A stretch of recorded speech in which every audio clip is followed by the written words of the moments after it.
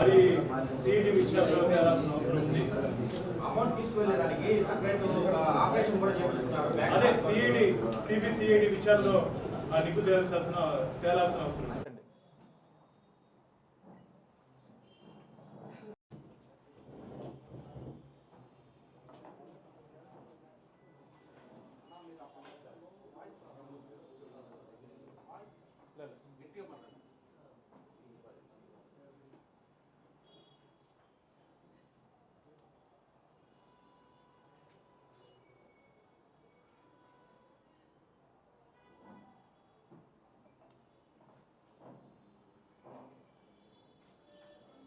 ఆపద బొక్కులవాడు, అనాథ రక్షకుడు, గోవిందుడు వెంకటేశ్వర స్వామి పరకామనికే గత ప్రభుత్వంలో ఆపద వచ్చింది మిత్రులారా.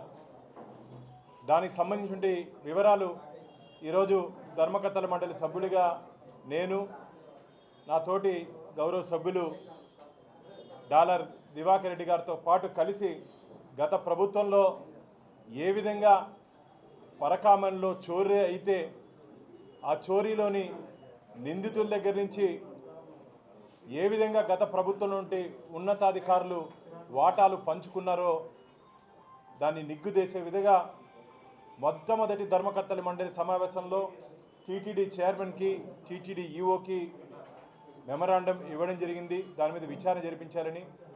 స్టేట్ విజిలెన్స్ అండ్ ఎన్ఫోర్స్మెంట్ విచారణ జరుపుతూ ఉంది కాబట్టి ఆ రిపోర్ట్ ఇచ్చిన తర్వాత మనం ప్యారలల్గా విచారణ చేయకూడదు అని చెప్పి ఆ రోజు ఈఓ గారు చెప్పడం జరిగింది. లోక్ అదాలత్లో ఒక్కసారి రాజీ అయితే హైకోర్టు నుంచి డైరెక్షన్స్ వస్తే తప్ప ఆ కేసుని రీఓపెన్ చేసే అవకాశం లేదు. నిన్న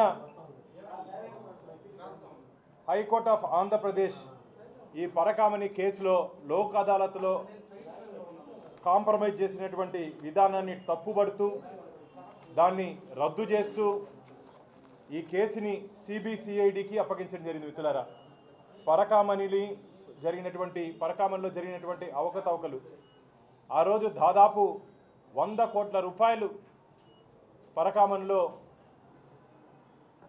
దొంగతనం జరిగింది. చెట్టు కింద పంచాయతీ చేసినట్టు అప్పుడు నుండి పెద్దలు దాన్ని లోక్ అదాలత్లో కాంప్రమైజ్ చేసి స్వామివారి పేరుతో దాదాపు 40 కోట్ల రూపాయలు విలువ చేసే ఆస్తులు రాయించుకున్నారు. మిత్రులారా, దీంట్లో వివరాలు ఉన్నాయి. ఒకసారి మీడియా మిత్రులతో పాటు కలిసి మనం తిరుపతిలో ఉన్నట్టు అపార్ట్మెంట్లు కూడా మీడియా మిత్రులు చూపించడం జరిగింది. ఒకే బిల్డింగ్లో 13 అపార్ట్మెంట్లు టీటీడీ స్వామివారి పేరుతో రాసుకోవడం జరిగింది. అసలు నేను అడుగుతున్నా, చెట్టు కింద పంచాయతీ చేసుకునే అధికారం మీకు ఎవరిచ్చారు? ఈరోజు కోర్టు కూడా అదే ప్రశ్నించింది. చెట్టు కింద పంచాయతీ వెంకటేశ్వర స్వామి ఆలయంలో చోరీ జరిగితే ఎవరిని తప్పించడానికి, ఎవరిని మెప్పించడానికి అప్పుడు నుండి అధికారులు రాజీకి వెళ్ళారు. దీంట్లో ముఖ్యమైన విషయం మనకేంటంటే టీటీడీ విజిలెన్స్ రిపోర్ట్ మిత్రులారా.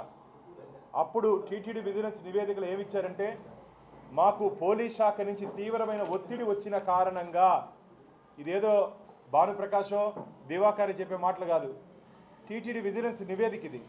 మాకు పోలీస్ అధికారుల నుంచి వచ్చిన ఒత్తిడి కారణంగా మేము ఈ కేసుని లోక్ అదాలత్లో రాజీ చేసుకున్నాము. మాకు అర్థం కాలేదు పోలీస్ అధికారులు మా మీద ఎందుకు అంత ఒత్తిడి తెచ్చారని చెప్పి అప్పటి నుండి విజిఓ గిరిధర్ గారి రిపోర్ట్ ఇది మిత్రులారా. గిరిధర్ గారి రిపోర్ట్ ఇది. ఎవరు ఆ పోలీస్ అధికారి? వెంకటేశ్వర స్వామి మీద ఒత్తిడి తెచ్చేంత గొప్ప పోలీస్ అధికారి ఎవరు? ఎస్ఐయా, సిఐయా, డిఎస్పీనా, ఏఎస్పీనా, ఎస్పీనా, డిఐజీనా, ఐజీనా, అడిషనల్ డీజీనా, డీజీపీనా? ఈరోజు ప్రశ్నిస్తున్న మా ధర్మకర్తల మండలి, ఎవరు ఆ పోలీస్ అధికారి? కోట్లాది మంది హిందువులకు ఆరాధ్య దైవమైనటువంటి వెంకటేశ్వర స్వామి పరకామలో చోరీ జరిగితే ఎవరు ఆ పోలీస్ అధికారి? తొందరలోనే నిగ్గు తేలుతుంది. ఈరోజు సిబిసిఐడికి ఈ కేసును అప్పగిస్తూ వచ్చే నెల మిత్రులారా, వచ్చే నెల 13/10/2025 నాటికి వివరాలన్నీ సీల్డ్ కవర్లో ఇవ్వాలని చెప్పి హైకోర్టు ఇన్స్ట్రక్షన్స్ ఇవ్వడం జరిగింది. దాంతోపాటు మొత్తం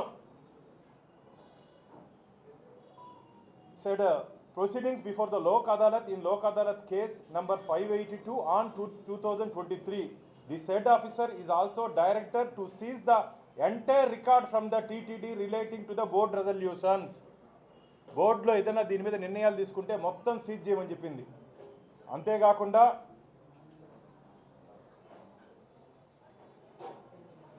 ఈ వివరాల్ని 13/10 లోపల కోర్టుకి హ్యాండర్ చేయమని చెప్పి ఐజీకి అప్పగించడం జరిగింది. దీనికి సంబంధించి ఆ రోజు ఏం జరిగిందో పరకమంలో శ్రీవారి భక్తులకి అవి ల్యాప్టాప్లో చూపిస్తాం మిత్రులారా.